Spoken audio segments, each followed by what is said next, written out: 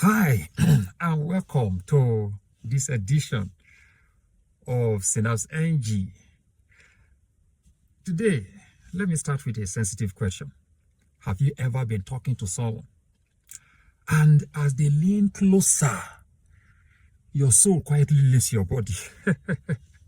Or perhaps someone offers you chewing gum every single time you meet, and you're wondering, is this kindness or coded communication?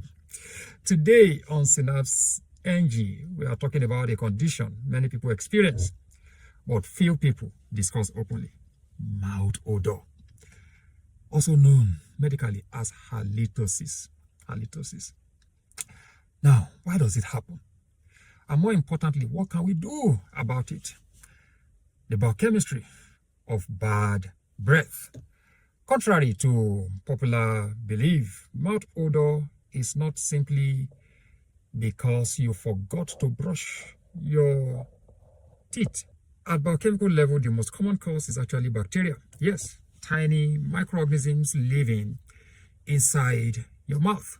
Now, don't panic. Everybody has bacteria in their mouth.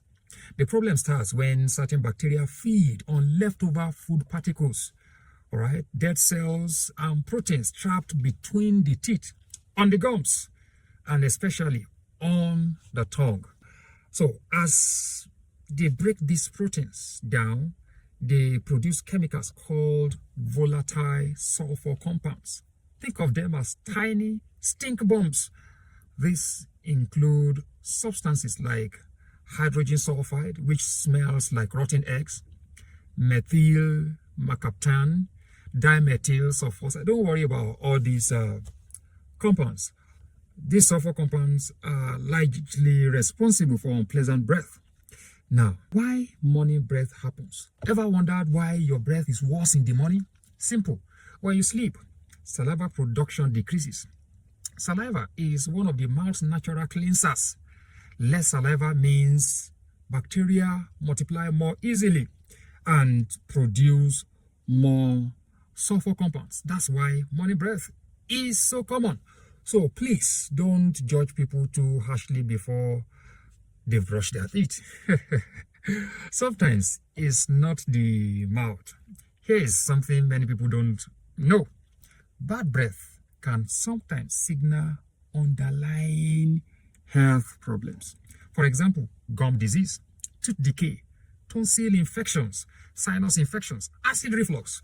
In some cases, systemic disease may also contribute. Many people with poorly controlled diabetes can sometimes have a fruity or acetone-like breath. So you speak to them, it's as if they have been drinking alcohol. No. Another disease, advanced kidney disease, may also produce a breath odor resembling ammonia, very pungent. Also, severe liver disease can alter breath odor as well. So, persistent bad breath shouldn't always be ignored. Now, what can be done? The good news: most cases can be improved. Here's what science recommends. Brush your teeth at least twice daily. Clean your tongue.